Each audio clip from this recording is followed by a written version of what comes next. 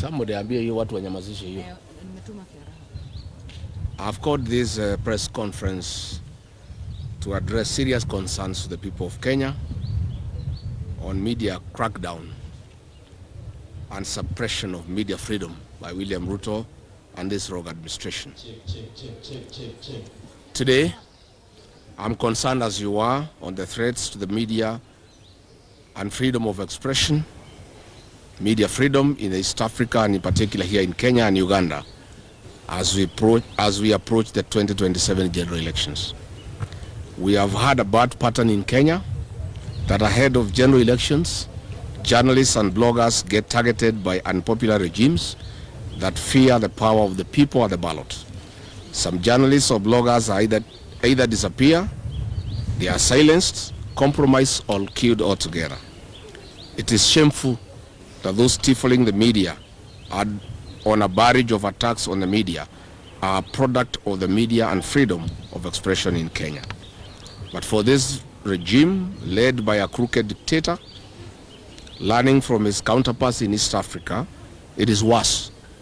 Journalists covering corruption stories, abuse of the rule of law, wanton looting of public resources, and other beats, and who have refused to be silenced, unintimidated, or corrupted by the state, live under perpetual fear, intimidation, and daily threats from the state machinery.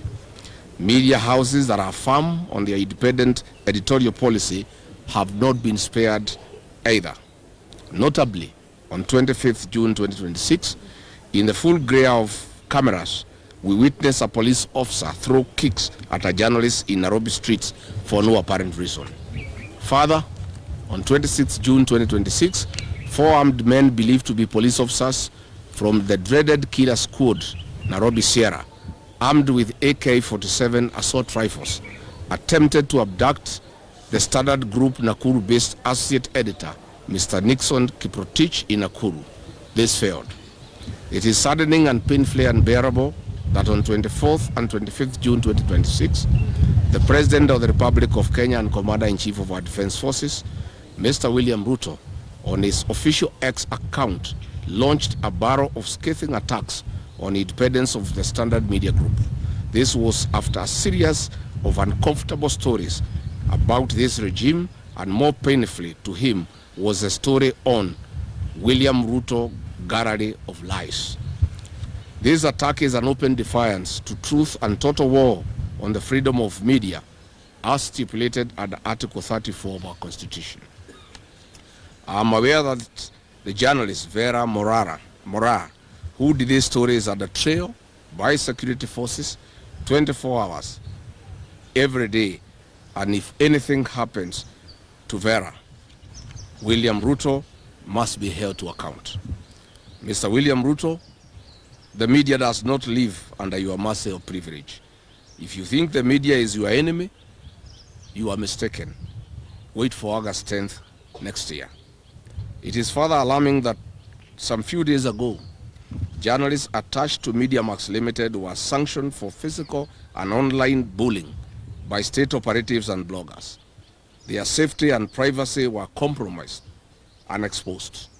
Notably, Kameme radio journalists Muthoni wa Kirumba and Gatonye wa Mbugua were, among others, have been threatened and exposed to verbal and physical abuse from political class and other undercover security agencies. Particularly, President Ruto's advisor on the persecution of the mountain region, Moses Kuria, has given threats to Muthoni wa Kirumba, and if anything happens to Muthoni wa Kirumba, Moses Kuria and William Ruto must be held to account. Those behaviors being learned from the East African dictators will not be played here in Kenya.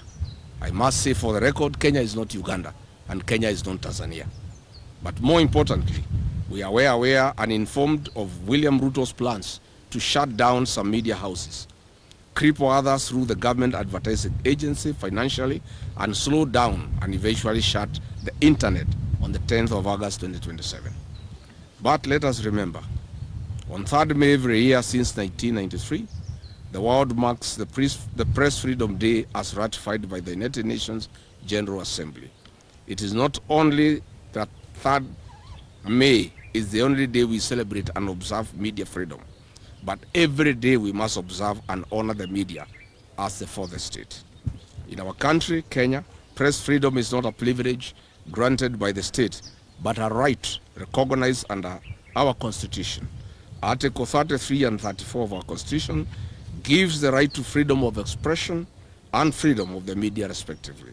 Our Constitution has not changed, and those who believe in the dark days must be reminded accordingly. It is not about what you like in the media, but the truth. Further, I strongly condemn the closure of NTV Uganda, Spark TV, and Daily Monitor by Uganda's military chief, General Muhoozi, who is the son of Kaguta Museveni. He is a close confidant of William Ruto, and by association, Ruto is part and parcel of this shutdown. The pattern of media crackdown can be seen even by those who have challenges in seeing. I strongly urge the East African press councils to stand firm and remain vigilant as the 3 known East African dictators flex their retrogressive incivility on the 4th estate. I also urge journalists to remain firm and remain so.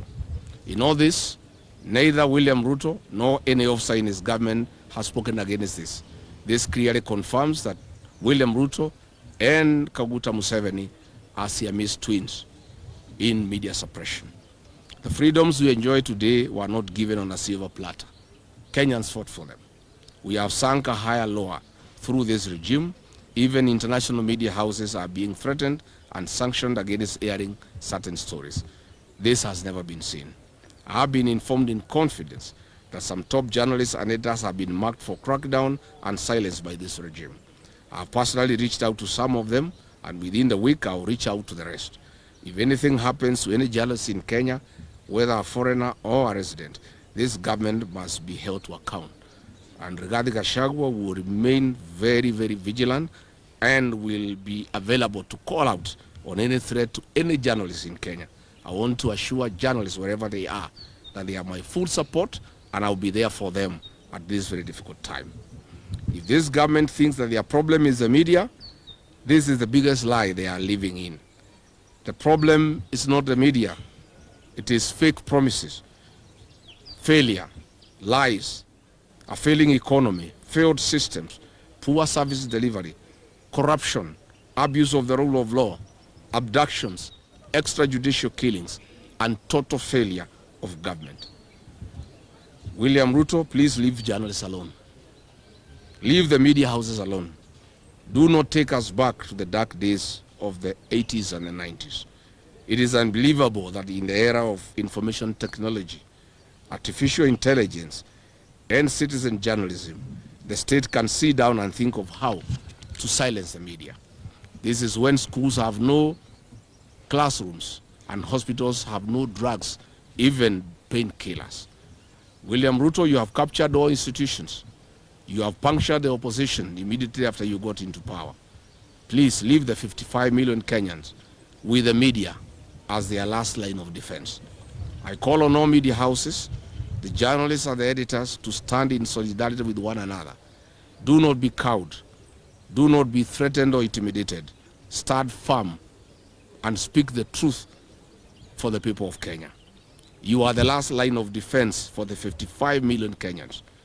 Ahead of the 2027 general elections, as you observe your code of ethics to report elections, be forthright and do not allow the state to capture or subvert the will of the people. The Kenya Editors Guild must stand firm and protect the editorial independence. You must shield your members and stand for Kenya. Your members must be safe and their rights must be protected. Please do not let the excesses of this regime kill your journalism. I call on the United Nations and intergovernmental bodies that protect journalists not to shut their eyes on Kenya and Uganda as we witness targeted assault on the members of the 4th estate. A society must endure without a government for a while, but no free society can endure without a free media. Finally, I ask the 55 million Kenyans not to relate this assault on the media. After this clueless regime is done with the media, they'll come for you. So please don't just start by as the media is being intimidated and tormented. Thank you very much.